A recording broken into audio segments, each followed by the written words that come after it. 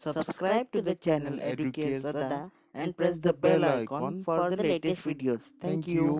नमस्कार बच्चों, जैसा कि हम लोगों ने पढ़ा है पाठ क्रमांक 1, यह एक कविता है जिसका नाम है चांदनी रात और इसके जो कवि हैं उनका नाम है मैथिली शरण गुप्त। तो बच्चों आज हम देखेंगे चांदनी रात। इसके कुछ प्रश्न दिए गए हैं आपके टेक्स्ट बुक में, उसके हम उत्तर देखेंगे कि हमें किस प्रकार से कैसे हमें उत्तर लिखने चाहिए। जैसे कि यहाँ पे लिखा हुआ है सूचना अनुसार कृतियाँ कीजिए और पहला है संजाल। संजाल का अर्थ है ये जो बॉक्स बने हैं। इसी प्रकार से आपको भी बॉक्स बना के उनके उत्तर लिखने होंगे और जो उत्तर आप लिखेंगे इन्हीं बॉक्स में लिखेंगे। तो हम देखेंगे इसमें प्रश्न क्या पूछा गया है। तारों के उदित और अस्त होने के बारे में कल्पना। जैसा कि बच्चों मैंने यहाँ पे जो प्रश्न है वो फ्रेम किया हुआ है, आप देख रहे हैं। तो आप चाहे इस प्रकार से बॉक्स आप बना के लिखिए, चाहे आप टेक्स्ट बुक में जिस प्रकार से बॉक्स बनाया गया है वैसे लिखिए। तो प्रश्न है तारों के उदित और अस्त होने के बारे में कल्पना। जो कवि है क्या कल्पनाएं की है तारों के उदित और अस्त होने में।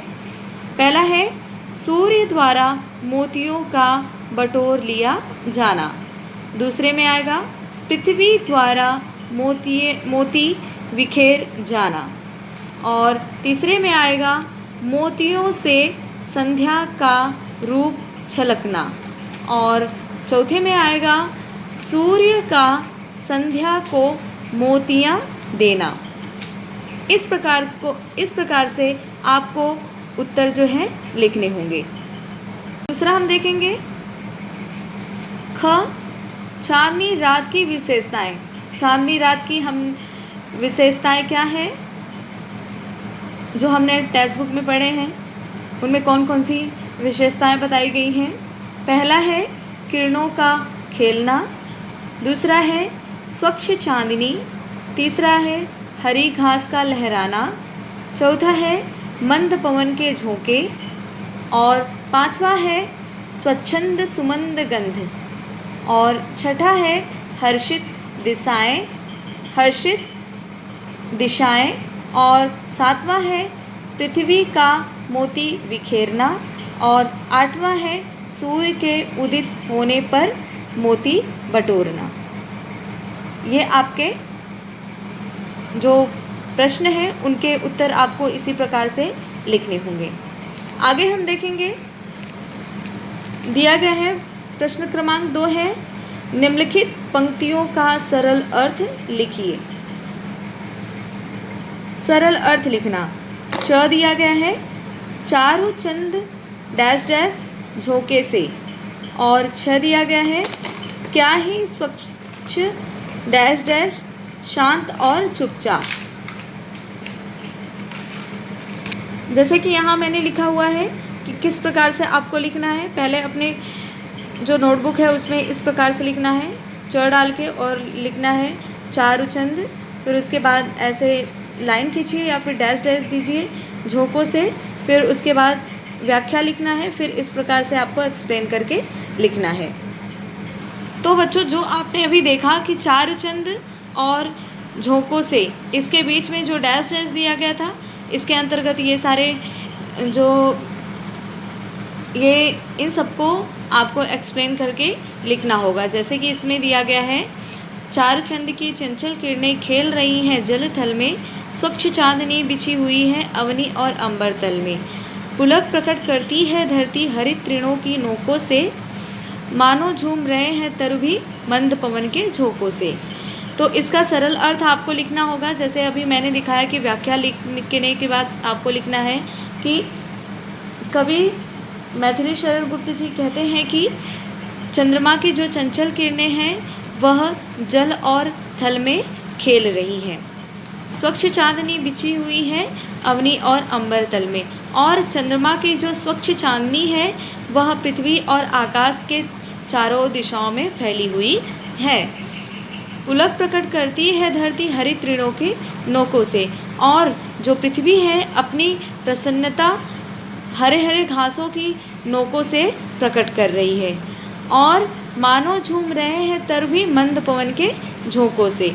और इस प्रकार से हवाओं के मंद मंद चलने से, अर्थात धीमी गति के चलने से जो पेड़ हैं मानो झूम रहे हैं। ठीक इसी प्रकार से आपको व्याख्या करके लिखनी होगी। दूसरा हम देखेंगे 6, क्या ही स्वच्छ डैश डैश शांत और चुपचाप। यह जो है हमें यहाँ से लेके यहाँ तक की कविता का व्याख्या करना है। जैसे कि लिखा हुआ है, क्या ही स्वच्छ चांदनी है यह है, क्या ही निस्तब्ध निशा है, स्वच्छंद सुमंद गंध वह, निरानंद है कौन दिशा। बंद नहीं अब भी चलते हैं नियति नट के कार्यकलाप, पर कितने एकांत भाव से, कितने शांत और चुपचाप। इसकी हमें सरल शब्दों में हमें व्याख्या करनी है, जो कि हम आपको दिखा रहे हैं कि कैसे करना है। व्याख्या लिखनी है और लिखना है। कवि श्री मैथिली शरण गुप्त जी कहते हैं कि चांदनी रात के माध्यम से चंद्रमा के स्वच्छ प्रकाश में निखरी हुई रात का वर्णन करते हुए कहते हैं कि चांदनी गजब की निर्मल है और कितनी निस्तब्ध शांत है।